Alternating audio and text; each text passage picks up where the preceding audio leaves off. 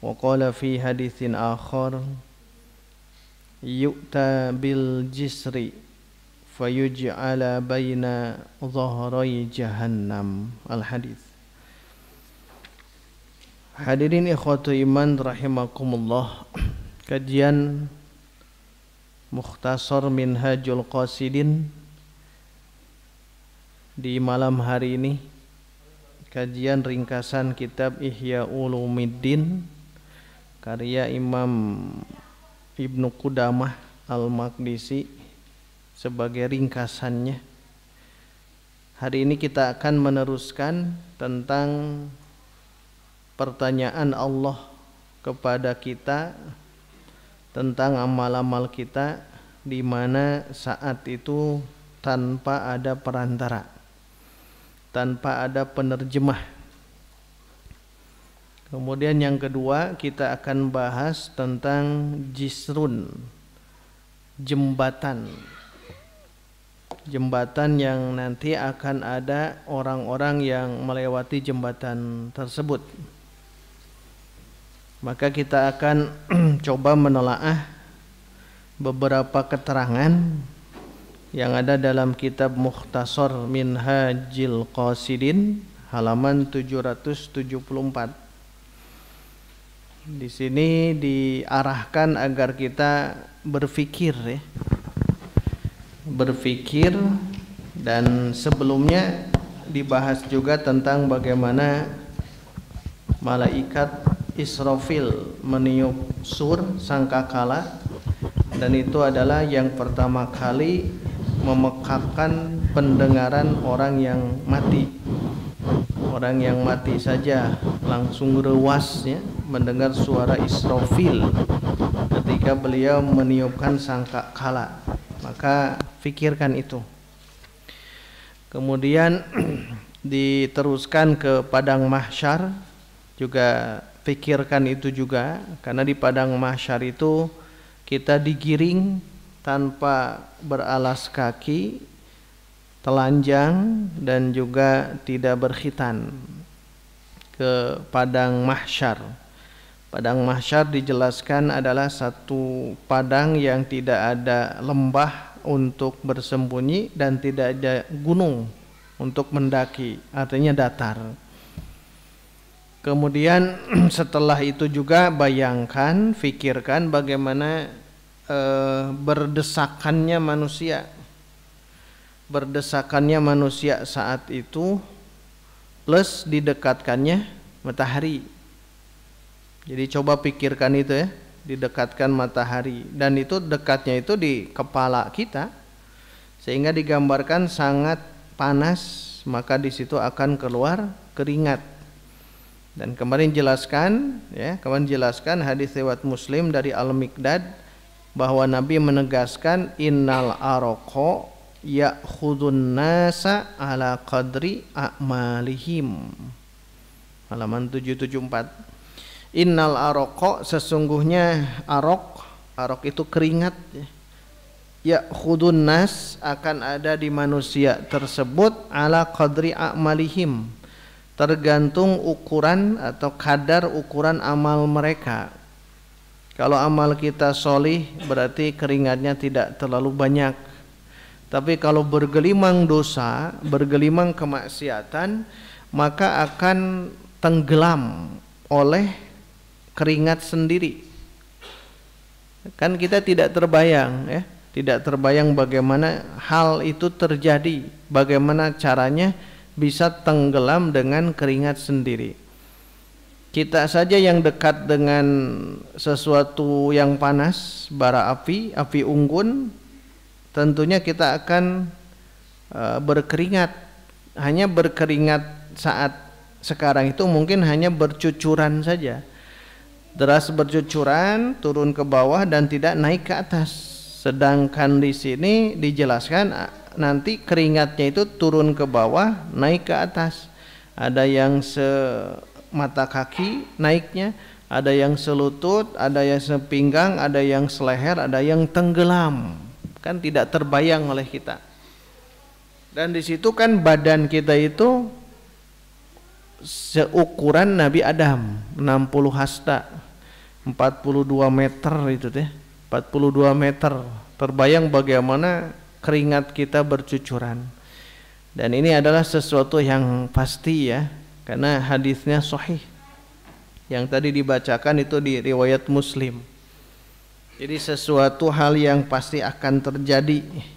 Yang ini diingkari oleh mereka-mereka yang hidupnya bergelimang dalam kemaksiatan. Nah, bagi kita orang yang beriman, orang yang ingin menjadi orang-orang solih, yakin itu akan terjadi ya. Apalagi bahasan hari ini ada dua, satu soal atau pertanyaan Rob Allah, kedua nanti lewat jembatan Sirot ya. Karena ini diringkas ringkasannya. Maka kita coba untuk membaca yang di bawahnya, di bawah innal aroko yang itu ya. Watafakkar ya miskin. Silahkan.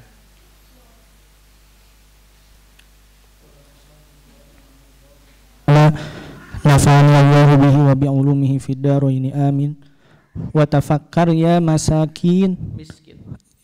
Watafakkar ya miskinu fi su'ali rabbika laka an a'malika bighairi wasitatin.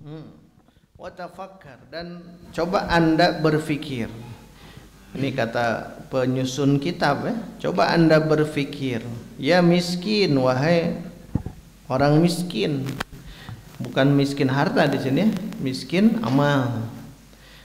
Coba Anda berfikir wahai orang miskin, mikir apa? Fi su'ali rabbika, mengenai soal pertanyaan Rabbmu. Laka, kepadamu, apa yang akan ditanyakan oleh Allah? An a'malika, tentang amal-amal Anda. Jadi Allah akan bertanya tentang amal kita, hadirin. Dan di sini jelaskan bi ghairi wasitotin, tanpa perantara, tanpa guide ya. Tanpa ada orang yang mengikuti kita, tidak ada. Dilihat ke samping kanan tidak ada, samping kiri tidak ada guide, ke belakang tidak, di depan ada neraka. Kan membuat kita semakin ngeri gitu. Karena yang akan terlihat pertama kali memang neraka ya. Pertama kali memang neraka akan terlihatnya.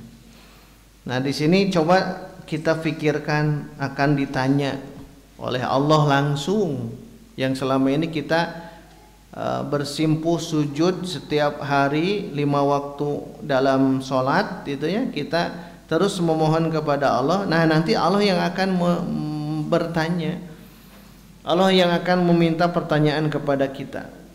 Dan nanti ada 4-nya di halaman berikut. 4 poin yang harus kita coba untuk renungi, tafakkuri. Kemudian di bawah ada riwayat, tapi lihat di bawah do'if hadis ini ya. Do'if, poin nomor 6 tuh. Catatan kaki nomor 6. Hadisnya ini do'if, tapi coba kita baca. Kita baca saja ya. Istamir. Faqad ruwiya 'anin Nabi sallallahu alaihi wasallam annahu qala yu'radun nasu yaumal qiyamati thalatha ardatin fa amma ardatani fajidalun wa ma'adhirun wa amma thalithatu fa inda dzalika tatayarus suhufu fa akhidun bi yaminihi wa akhidun bi shimalihi. Nah, ini keadaan nanti yu'radun nas, manusia akan ditampakkan, disodorkan yaumal qiyamah, di hari kiamat. Salatha aradat, pasnya aradat bukan ardot ya. Salatha aradatin, 3 kali sodoran, disodorkan. Nah, Nabi menegaskan fa amma ardatani, baru ini ardun bacanya. Seperti fa'lan ya. Masdar kan? Fa'lan, fa'laini, fa'latin. Ardatin, ardatin. Adapun sodoran 2 tersebut fajidalun wa ma'adhiru, itu jidal, ma'adhir.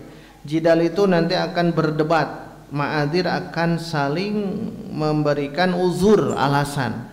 Kenapa begini, kenapa begitu? Nah, itu akan ada perdebatan ya. Perdebatan. Makanya di akhirat pun begitu ya. kita akan berdebat bukan dengan orang lain mungkin ya. Kita akan berdebat dengan orang yang serumah. Bisa saja begitu. Nanti perdebatan. Dua ini ketika disodorkan nanti akan saling berdebat. Ya kalau digambarkan begini, selama hidup di dunia belum beres urusan A, maka nanti di akhirat urusan A itu akan dimunculkan kembali. Nah, ardoh ini, sodoran ini akan ada jidal ya, perdebatan, bahkan ma'adziru akan meminta ma'ziroh, akan meminta alasan-alasan. Jadi manusia itu akan terus balil insanu walau alqa ma'adziroh. Balil insanu ayatnya? Balil insanu ala nafsihi basirah walau alqa ma'adziroh. Jadi manusia itu sebetulnya basirah, tahu keilmuan semuanya, walau alqa ma'adziroh, walaupun dia menyodorkan alasan-alasan. Jadi mungkin nanti berdebatnya bukan dengan orang lain ya. Mungkin berdebat suami akan mendebat istri, kemungkinan besar nih ya. Istri akan mendebat suami. Apalagi kalau nanti ada perceraian. Kalau ada perceraian itu akan nanti ditanya di akhirat, ini salah siapa sampai bercerai begini? Oh, ternyata dua-duanya salah. Itu akan dimasuk ke sini. Dan itu akan ada jidal ya, ada perdebatan antara suami istri tersebut. Makanya hati-hati ya. Jika ada masalah dengan sesama manusia, ini yang ardoh yang ini yang lebih berat bagi kita. Jadi kalau hubungan kita dengan sesama manusia justru itu yang lebih berat. Lebih berat termasuk di dalam rumah tangga. Kalau dia bercerai, kenapa ada perceraian? Kalau dia melakukan perbuatan A dan ini adalah kemaksiatan, kenapa melakukan perbuatan itu? Adakah orang lain? Nanti bakal dimunculkan semua orang yang terkait dengan dosa itu. Jadi kalau misal di rumah kita saja ya, di rumah kita antara suami istri, antara ibu bapak, antara orang tua dengan anak, antara anak dengan orang tua, jika belum beres, kita keburu meninggal hadirin. Jadi kita belum beres nih, tapi keburu meninggal, baik kitanya atau itunya, maka itu akan dihadapkan di mahkamah Allah. Maka di surah At-Tin jelasnya di akhir ayat, alaisallahu bi ahkamil hakimin. Bukankah Allah hakim yang seadil-adilnya? Jadi sebelum nanti dihadapkan kepada Allah, mending di sini bereskan. Kalau di rumah tangga itu biasanya bab waris, Pak Bu, di antaranya ya, di dalam bab warisan. Jadi seseorang meninggal belum dengan ada ahli warisnya. Belum juga dibagikan, ahli waris yang A meninggal gitu. Apakah nanti ahli waris A ini akan meminta pertanggungjawaban kepada ahli waris yang lain? Karena si A ini sudah meninggal duluan, belum dapat warisan. Saya yakin si A ini nanti di akhirat akan minta kepada orang-orang yang masih hidup. Yakin itu 100%. Kenapa? Ada hak orang si A ini, tapi dia tidak dapat hak. Kenapa? Keburu meninggal duluan. Ternyata si B juga sebelum dibagikan ke yang lain, si B ikut meninggal juga. Masya Allah. Na'udzubillah ya. Ngeri, nangis kalau melihat itu ya. Bahkan pas saya, Pak Bu, di antara yang tadinya adik kakak ya, sekandung, seibu sebapak, jauh itu teh. Pas ya, hanya karena bab waris. Makanya bab waris itu kalaulah sudah meninggal segera bagikan. Sebelum nanti di akhirat akan terjadi sesuatu yang tidak diinginkan. Dan yakin si A itu akan minta pertanggungjawaban ke ahli waris yang lain. Bukan ke yang meninggalnya, data ya urusan meninggal lama ya.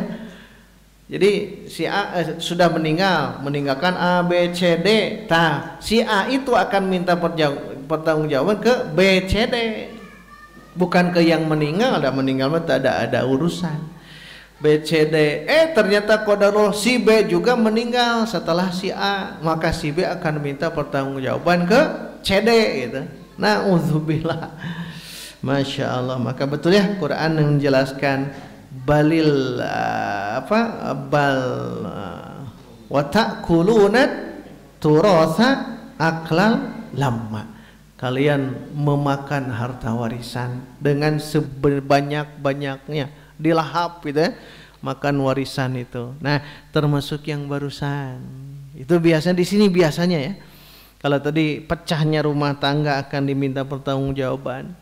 Maka jangan seenaknya, ikhwatu iman, seenaknya untuk pisah. Karena tidak sesuai dengan keinginan saya. Ya memang tidak sesuai. Tidak mudah seenaknya untuk cerai. Tidak mudah untuk seorang suami mengatakan talak. Tidak mudah untuk seorang istri untuk khulu. Tidak mudah itu teh. Kenapa? Mitsaqon ghalidha. Kalau nanti sudah cerai, nah itu nanti akan diminta pertanggungjawaban. Walaupun itu adalah halal, tapi dibenci itu teh. Abghadul halali at-talaqu. Sesuatu yang halal tapi dibenci, kan aneh itu teh. Oleh hukum, oleh Allah, oleh Rasul halal peristiwa ini, proses ini, tapi sangat dibenci, yaitu talak, cerai. Jadi perceraian itu halal ya, boleh, tapi dibenci. Makanya dalam rumah tangga memang bukan harus serasi dan mulai serasinya antara laki-laki perempuan, walaisa dzakaru kal unsa, beda laki-laki perempuan. Hanya harus tahu peran masing-masing. Laki-laki tercipta dari tulang punggung, perempuan tercipta dari tulang rusuk gitu. Tulang rusuk tujuannya apa? Ini tulang rusuk untuk menjaga organ yang paling penting, untuk menjaga keluarga. Jaga keluarga. Tulang punggung apa? Menopang tulang rusuk. Kan ini tulang rusuk, tadi topangnya itu oleh tulang punggung. Kalau dibalik hancur nantinya ya. Makanya kembali ke yang tadi, itu akan ada pertanyaan, jangan dianggap sepele. Ini baru dalam ranah keluarga ini. Belum nanti ranah ke tetangga, sok mikiran geraina pikiran. Dengan tetangga nepikeun ka pasea teu nanya saumur-umur, apakah itu nanti akan bebas di akhirat? Coba pikirkannya, apakah itu akan bebas nanti di akhirat? Orang dengan tetangga tidak pernah bertanya seumur-umur nepikeun ka urang mautna. Wah, itu lebih berat. Kalaupun mau pasea ya silahkan pasea dengan tetangga. Dan memang wajar kalau pasea, tapi jangan lebih dari tiga hari. Jangan lebih dari 3 hari. Setelah 3 hari mohon maaf. Kalau orangnya tidak menerima maaf itu, maka dia yang dosa. Kita yang memohon maaf insya Allah bebas nanti di akhirat. Bongan saha tidak menerima maafnya, kan sederhana gitu. Yo mah nepikeun ka seumur-umur paseana peda bab warisan bisa. Bab karena hal sepele bisa, bab ini dan itu bisa. Makanya hati-hati ya. Hati-hati jangan sampai terjadi itu ya. Kalaupun kita bertetangga, belum nanti bernegara. Makanya pemimpin itu berat nanti di sini ya, pemimpin itu presiden ya. Presiden itu akan ditanya siapa? Ya rakyat. Dari Sabang sampai Merauke akan ditanya oleh Allah, bukan ke rakyatnya, ditanya ke pemimpinnya apakah adil atau tidak. Maka kalau jadi imamun adilun, pemimpin yang adil, itu satu di antara 7 golongan dinaungi oleh naungan Allah. Sab'atun yauma la dhillu illa dhilluhu, sab'atun yudhilluhumullahu. Ada 7 golongan yang Allah akan berikan naungan itu, yauma la dhilla illa dhilluhu, di mana hari itu tidak ada naungan kecuali naungan Allah. Satu di antara adalah imamun adilun. Di negara presiden gitu ya, di provinsi ini sampai ke RT itu pemimpin, sampai di keluarga seorang ayah, seorang suami, itulah pemimpin. Mau dikemanakan rumah tangga ini? Berat yang ini ya, berat. Ada Ibnu Katsir, coba canak Ibnu Katsir. Abasa tuh di tafsir Ibnu Katsir di surah Abasa ayat yauma yafirrul mar'u min akhi. Langsung buka. Ngeri itu teh. Itu teh satu kisah yang aduh ngerinya luar biasa. Saya buka Abasa ayat yauma yafirru. Santainya Bu, Pak. Santai dah. Sekarang kan malam ganjil. Malam 25 perbanyak itu tuh infak ya, infak, siapkan cancelingnya tuh, infak yang terbaik ya kalau masuk ke malaman ganjil. Sekarang 25 kalau tidak salah, 25 infak so. Yang terbaik lah infaknya. Karena memang malam ganjil ada doanya ya, kemarin sudah ya, sambil nunggu itu ya. Kemarin sudah dijelaskan doanya, doa dari Rasul kepada Aisyah, Allahumma innaka afuwun tuhibbul afwa fa'fu anni. Ayat sang nusanes nu gaduh murabi. Supaya yakin gitu. Kembali ke yang tadi sambil mencari itu, Allahumma innaka afuwun tuhibbul afwa fa'fu anni. Itu kalau menjemput Lailatul Qadar ya. Satu, zikir, doa seperti barusan, bergabung kita di majlis zikir, majlis ilmu, sholat berjamaah, itu maksimalkan. Ambil saja yang ganjil-ganjil Pak Bu, ambil yang ganjil ya. Kalau yang ganjil, kalau belum bisa semuanya ambil yang ganjil, maksimalkan. Tidak bisa di masjid, di rumah. Biasa kita tidur berapa jam, kurangi. Banyak zikir wabil usul, nanti di sepertiga malamnya bermunajat kepada Allah, itu insya Allah mustajab. Karena tanazzalu alaihimul malaikatu warruhu fihi biidni rabbihim min kulli amr. Jadi segala min kulli amr, dari segala urusan manusia itu dibereskan di Lailatul Qadar. Maka kalau zikir yang terbaik, doa yang terbaik, kadekan. Infak yang terbaik gitu ya. Karena kapan lagi kita mendapatkan Lailatul Qadar?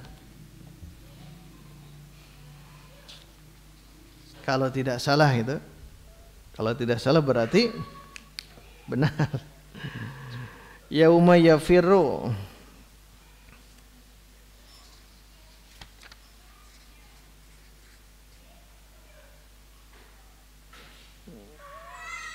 Yauma yafirrul mar'u.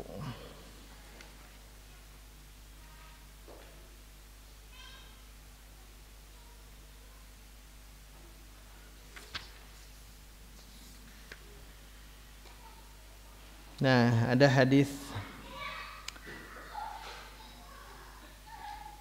ini tentang suami istri ini. Nah, di sini dijelaskan, kerap ya tulisannya beda harga ini. Di sini ada pernyataan Ikrimah di sini. Pernyataan Ikrimah. Nanti yalqar rajulu zaujatahu. Nanti akan ada pertemuan liko ya, antara seorang suami dengan istrinya nanti di akhirat. Kemudian suaminya berkata kepada istrinya, ya hadhihi ay ba'lin kuntu lak. Wahai istriku, aku itu suami seperti apa gitu. Jadi minta untuk dikuatkan. Aku itu suami seperti apa? Maka istrinya mengatakan, na'am al-ba'lu kunta wa tuthni bi khairin mastata'tu. Maka dijelaskan, ya engkau adalah suami yang baik. Maka suami tersebut berkata kepada istrinya, fa inni atlubu ilaiki, maka aku memohon kepadamu wahai istriku, al yauma, hari ini ketika di hadapan Allah itu ya, hasanatan wahidatan. Cek suami itu, cek istrinya, anda itu suami yang solehnya luar biasa gitu ya, Dan suaminya meminta agar dimintakan satu kebaikan saja yang nanti bisa menyelamatkan dirinya terhadap apa yang dilihat hari ini sangat berat untuk di hadapan Allah Subhanahu wa taala. Jadi istrinya mengatakan, engkau itu suami yang soleh. Ini suami solehnya, kamu suami salah. Nauzubillah. Maka istrinya mengatakan, ma aisara ma talabtu walakinni la utiku an u'tika syai'an. Tidak ada yang mudah atas apa yang engkau inginkan, akan tetapi aku tidak mampu untuk memberimu sedikit pun. Atakhawwafu mithlal ladzi takhafu, aku pun takut seperti yang engkau takutkan. Panjang isinya. Jadi intinya kalau dilihat dari kisah yang barusan, ini cukup menjadi pelajaran. Suami yang baik saja dan itu dibenarkan oleh istrinya, di akhirat nanti itu yang yauma yafirrul mar'u min akhih, yang ini wa ummihi wa abi wa sahibatihi wa bani, gitu. Dia akan lari dari istrinya. Suaminya meminta satu kebaikan yang nanti akan dijadikan sebagai kekuatannya ketika di hadapan Allah. Ini yang soleh. Tapi istrinya pun tidak mau menyebutkan. Sok bayangkan. Jadi istrinya pun tidak mau. Kenapa? Aku takut terhadap sesuatu yang engkau pun takut. Maka kembali ke bahasan kemarin, nafsi.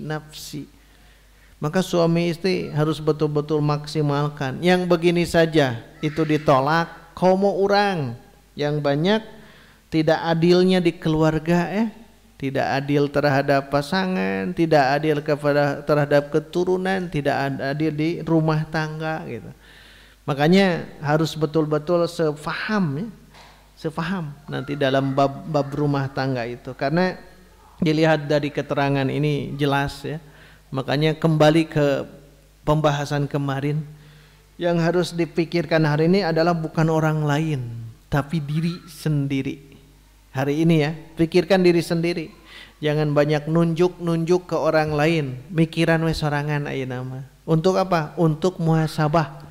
Untuk muhasabah diri. Barangkali mungkin pasangan kita seperti itu karena kitanya. Barangkali mungkin anak seperti itu karena kitanya, bukan karena orang lain. Bukan karena menyalahkan teknologi, bukan karena menyalahkan pergaulan, tapi mungkin kitanya.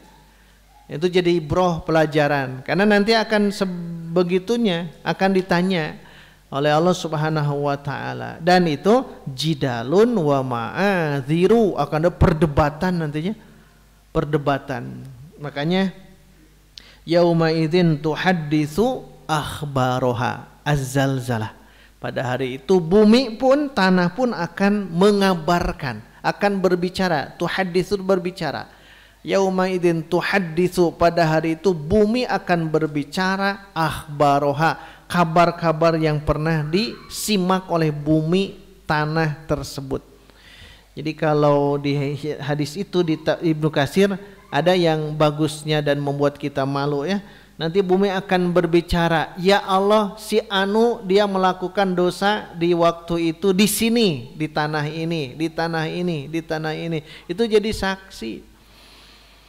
Jadi walaupun manusia tidak ada yang tahu, tapi di akhirat akan terbongkar semuanya. Maka pelajarannya tetap banyaklah istighfar ya.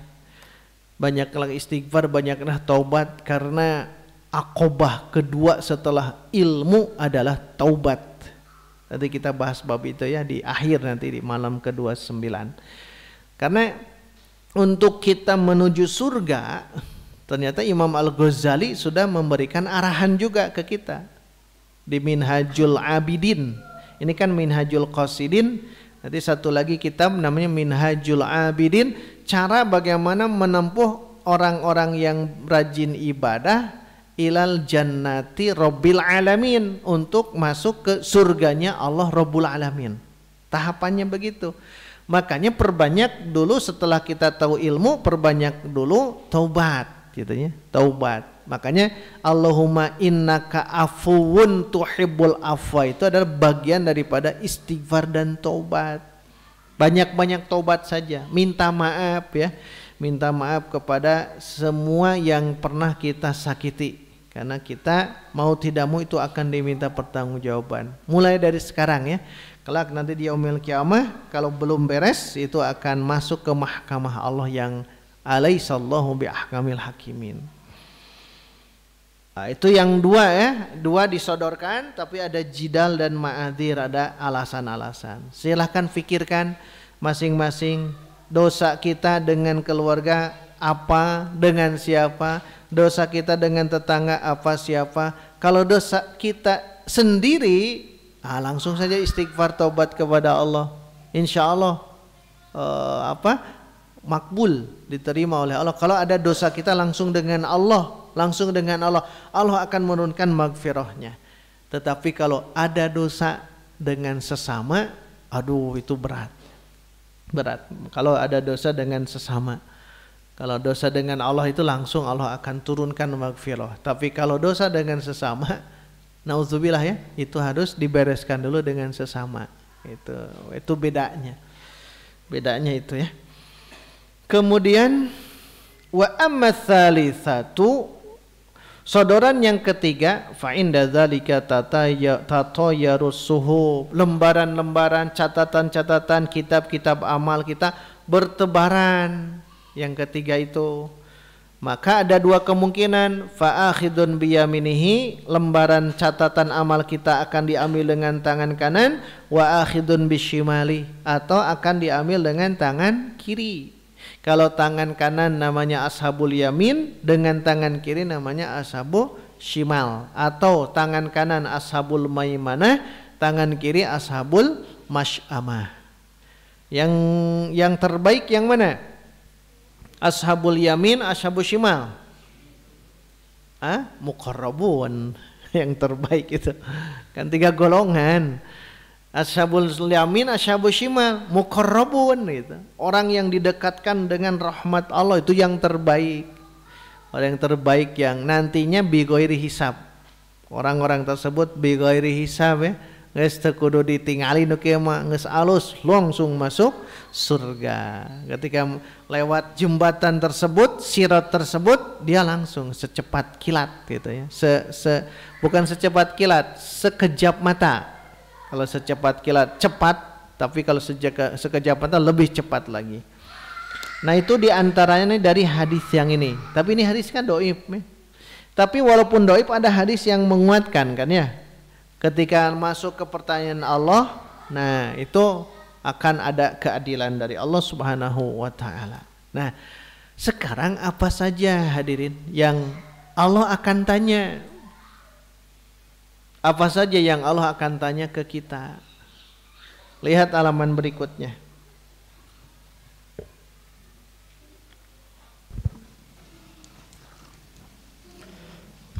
Wa an Abi Barzata radhiyallahu anhu qala Rasulullah sallallahu alaihi wasallam la tazulu qadama 'abdin hatta yus'alu an umrihi fima afnahu wa an amalihi fima amila fihi wa an malihi min aina iktasabahu wa fima anfaqahu wa an jismihi fima ablahu.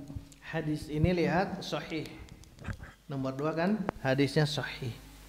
Hadis sahih riwayat At-Tirmidzi, kata Imam At-Tirmidzi hasanun sahihun. Syekh Al-Albani pun sahahahu. Syekh Syu'aib Al-Arnaud pun sama mensahihkan. Dua ulama besarnya, Syekh Al-Albani dengan Syu'aib Al-Arnaud itu ulama yang besar, ulama hadis yang luar biasa. Kalau dua ini sudah mensahihkan, dah pasti sahih gitu. Ini panjang hadirin kalau dibahas satu demi satu, tapi setidaknya ada berapa poin yang akan ditanya? 4. 1. Umurihi, garisan tak garisan, sabeloan. Umurihi 2, amalihi 2, 3, malihi, harta malihi. 4, jismihi, jismi itu jisim, jasad, badan. Coba lihat, ini sabda Nabi. Nabi kan berdasarkan wahyu, seorang manusia yang sangat-sangat luar biasa ya, tahu tentang hakikat kehidupan dunia ini. Beliau menegaskan ada 4 poin. Bahkan bahasanya la tazulu qadama abdin. La tazulu qadama abdin. Qadama itu 2 kaki. Qadama itu 2 telapak kaki seorang hamba. La tazulu, tidak akan beranjak gitu. Tidak akan pergi dulu.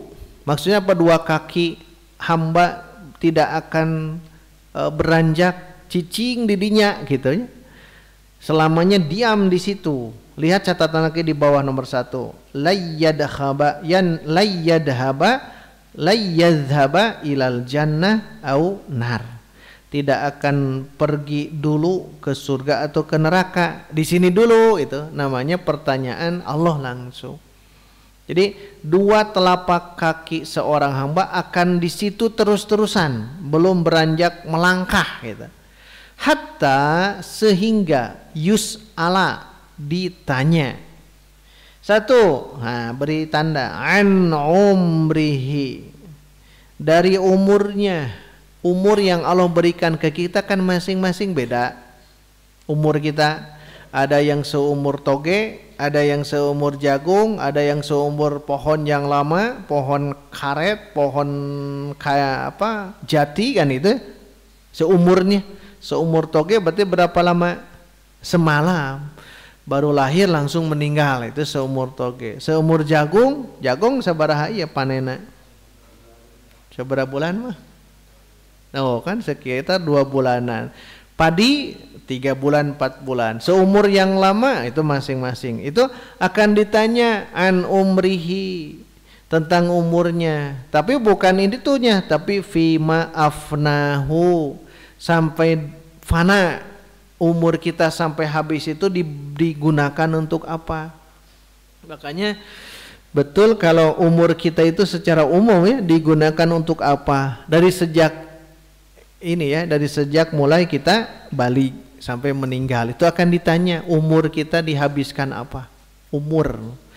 Makanya umur itu harus makmur ya. Kalau kita sekarang baru sadar diri, itulah umur sebenarnya. Umur-umur yang dulu mungkin jahiliyah, sekarang kita sadar diri, itu umur yang sebenarnya. Makanya jangan salah kalau ada yang nanya umurnya berapa, baru 2 tahun, makanya 2 tahun itu maksudnya dia baru sadar diri gitu.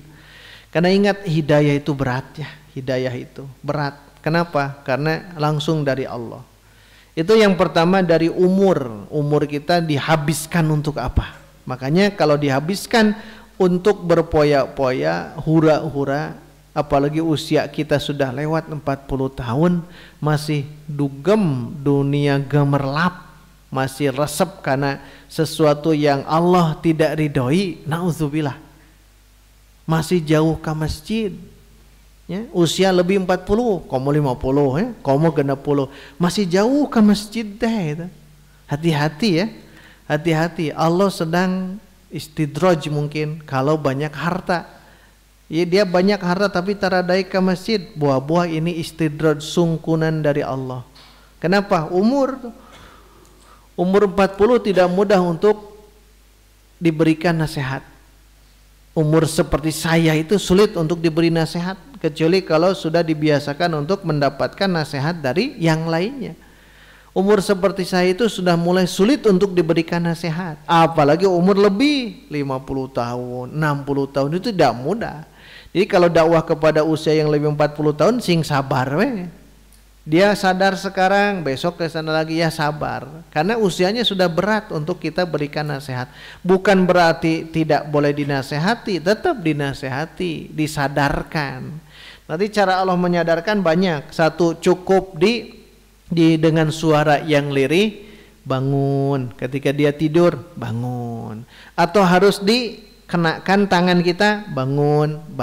Atau harus dipukul, baru dia bisa bangun, atau kudu dibanjur maka dia akan bangun. Maka banyak kasus-kasus ada orang yang tertabrak, potong seluruh badannya itu, tapi qadarullah dia langsung menjadi orang yang beriman. Karena apa? Dengan cara yang begitu berarti Allah caranya. Makanya banyak cara ya. Apakah harus seperti itu dulu gitu ya?